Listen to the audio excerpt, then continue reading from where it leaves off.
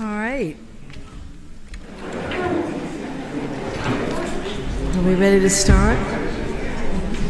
Terrific. Well, welcome everybody. This is a beautiful facility, and we're enjoying our time in Athens as well. I'm Lynn Brown, Executive Director of the Brademas Center based at New York University, and I want to welcome you all to this year's edition 2022 of what we call Inside American Politics. And this is a dialogue and conversation with leading practitioners and thinkers about American politics. And they're going to analyze the midterm elections just concluded, or almost just concluded, or still being concluded in the United States, and take a little peek ahead on what dynamics and trends are there that might be working their way for the 2024 election. The Brademas Center is delighted to be hosting this in Athens. As you might know, John Brademas, in whose legacy we convene, was the first American-born Greek American to serve in the United States Congress. I think we have that right. And he believed in very much what the ambassador was talking to us about outside before we came in. John believed that no matter how deep divisions could be or differences of opinion, that you could come together in civil dialogue and conversation and begin to think of a way forward. I'd like to think that's still not a Panglossian goal, but something we can achieve, and we try to develop these programs to do just that. We have both Republicans and Democrats here. They will each give their sense and perspective of what's going on in the country, and we always meet afterward for civil conversation and drinks and eating together. So that's the best way to move forward. And we will be soon convening the first panel and introducing the topic and the panelists as well. But first of all, we're just delighted and thrilled to have with us Ambassador George Tsunis, here since the 6 months, Mr. Ambassador, getting his sea legs in Greece and apparently in great high style from what the polls are showing. He's very popular in the country, which is good to hear. He is, in his words, a proud Greek American, son of immigrants to the United States, with deep roots in this country. In the U.S., he was, and in the United States, he was deeply engaged in the Greek American community and holding leadership positions in many of those societies and associations. A lawyer by training, he has put his skills, though, in the service of helping municipalities, medical centers, hospitals. He has had some of the toughest jobs, I can tell you that as a New Yorker, because many of those jobs have been in New York, which is heading the Battery Park City Authority, the convention development, transforming Javits Center into a modern, usable convention center in New York. And he also was head of one of the largest, what's called public safety net hospitals in New York, in Nassau County. And he was in that position during COVID, when Nassau Hospital saw quite an influx of people in need. And he managed to navigate all those seas and then successfully win nomination and confirmation to the ambassadorial position here. Before he assumed this position, too, he was also founder and CEO of Chartwell Hotels. He has, I said, a lawyer by training. He has a law degree from St. John's University, but the most important thing in my book is he received his bachelor's and undergraduate degree from New York University. And so Violet is in his veins as well. And in fact, he was telling me outside that his diploma degree is actually signed by John Brademas. So all comes full circle, I've noticed, especially in the Greek world. So he is here today. I claim him as our own alumnus, and I'm delighted he is stopping by to give us some of the benefit of his wisdom, both in the United States and here in Greece. So without further ado, the Honorable Mr. Ambassador.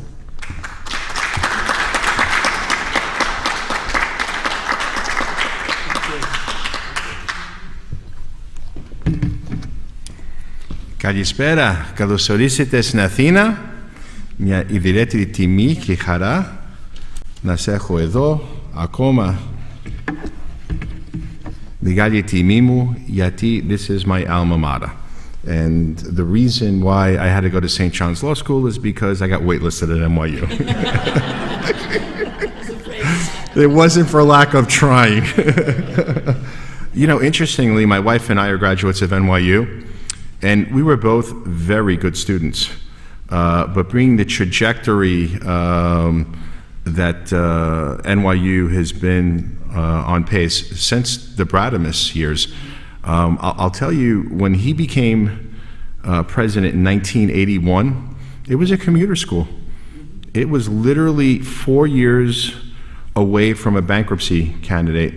In 1977, they had to sell Muller's spaghetti, and they had to sell the University Heights campus in the Bronx just to survive.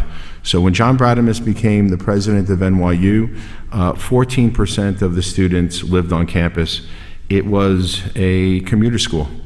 And today, oh God, must have a $6 billion endowment, the 28th ranked university in the United States, and I think we're looking at an 11% acceptance rate, but truly one of the great global universities in the world. And I got to tell you, so much of that was due to John Brademas. He was the president the entirety of the years that I was at NYU, and I was just witnessing the transformation, including the establishment in 1987. He was kind enough to invite me of the Onassis Center. Let's talk about U.S.-Greek education cooperation. It has never been stronger. It's a key pillar of our people-to-people ties. I'm thrilled that my alma mater, NYU, has been a pioneer in U.S.-Greek academic partnerships, hosting a summer school in Greece for 20 years and launching the NYU in Athens Center in 2018. I had the opportunity to have dinner with Lee Bollinger, the president of Columbia University, last week, and over dinner I chided him that NYU did what he just did 4 years earlier. Last week, we were very excited to welcome Assistant Secretary Satterfield to Athens for the Faro Summit 2022. Greek-U.S. collaboration in higher education. The summit brought together a historic delegation, the biggest of its kind, 30 U.S. colleges and universities and all 24 Greek public universities, with the aim of strengthening academic partnerships, increasing student mobility, and creating more opportunities for the economic communities of both our countries. The United States is proud to be Greece's #1 partner in academic cooperation. U.S. Embassy has worked closely with the Greek government under the leadership of Minister Karameas. I jokingly say, as if I had a choice, a very determined and successful minister, to support the internationalization of Greek universities. NYU is a leader in international exchange, is the leading U.S. institution in hosting international students. I'm so proud of the work that NYU does in Greece, and it's a real pleasure for me to be part of it. Now, I have been part of a cyber summit that NYU did with the University of Piraeus. I have had NYU visiting classes at a reception of the embassy. I will do anything NYU ever asks me to. You all hear that? You are my witnesses. But there's a lot of opportunities to do things with New York University in Greece because they are so active. And that's really the point that I want to make. And I'm glad that these 30 universities are expanding programs, and many of them have come to Greece for the first time.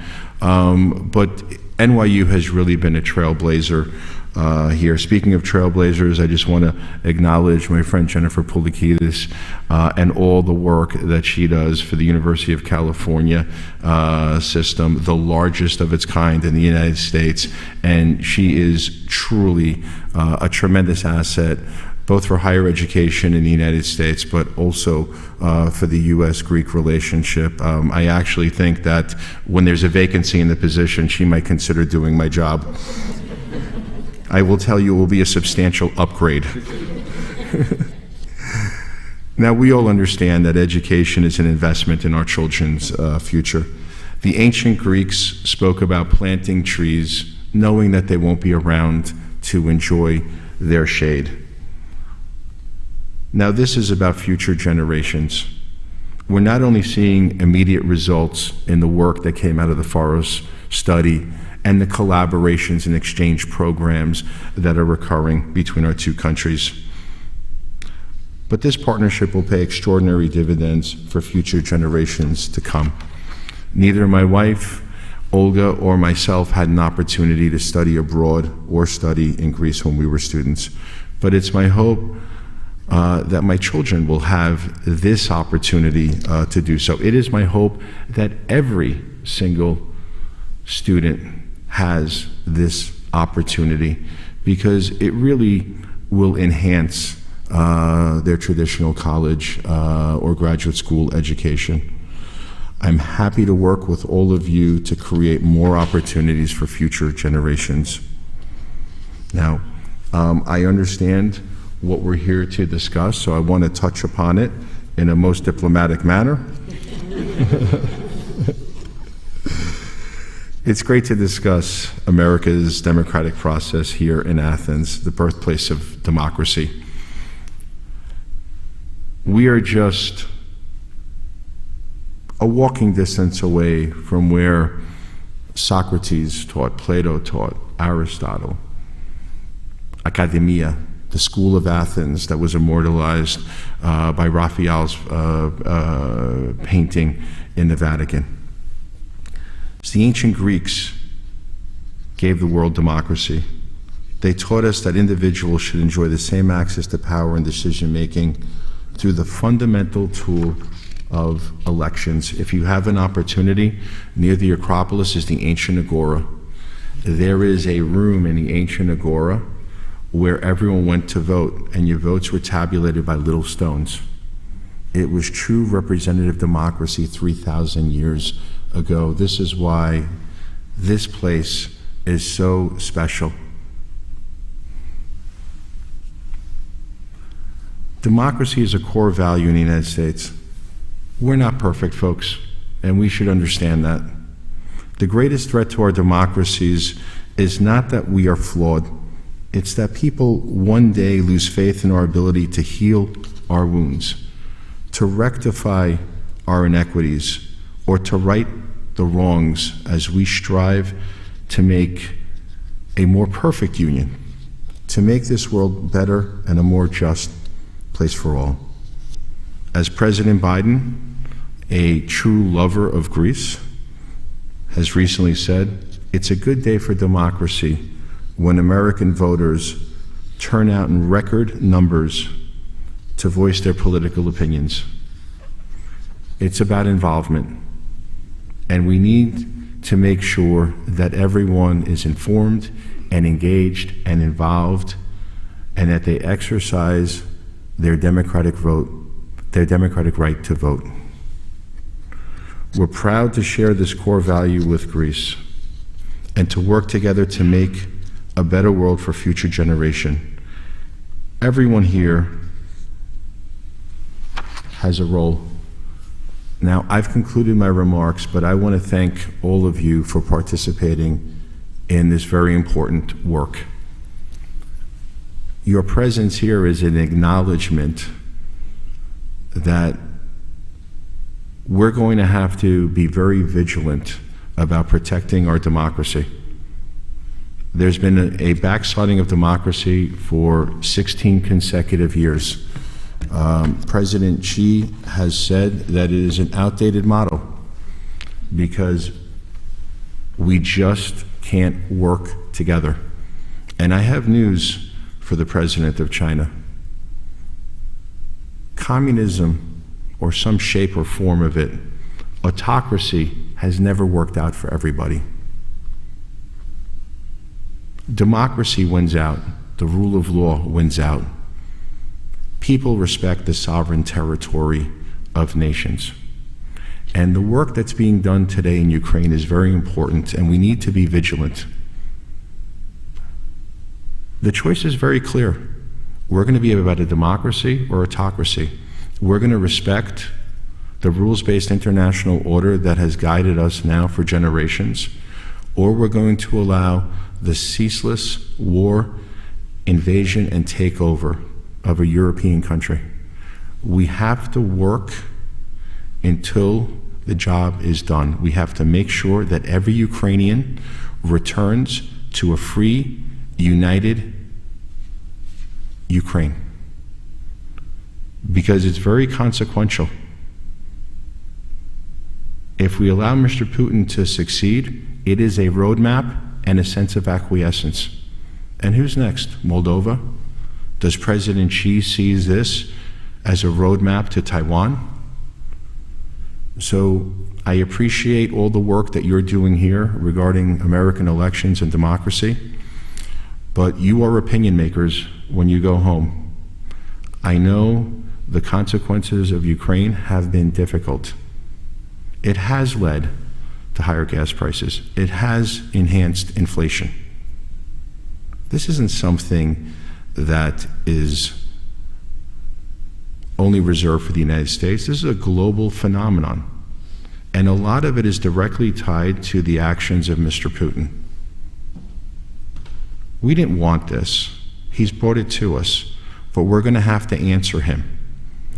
And I will tell you, I'm an optimist. Just as I said, the best days of Greece are before them. I think the best days of democracy are also before us, because there just is no other logical choice. Thank you very much.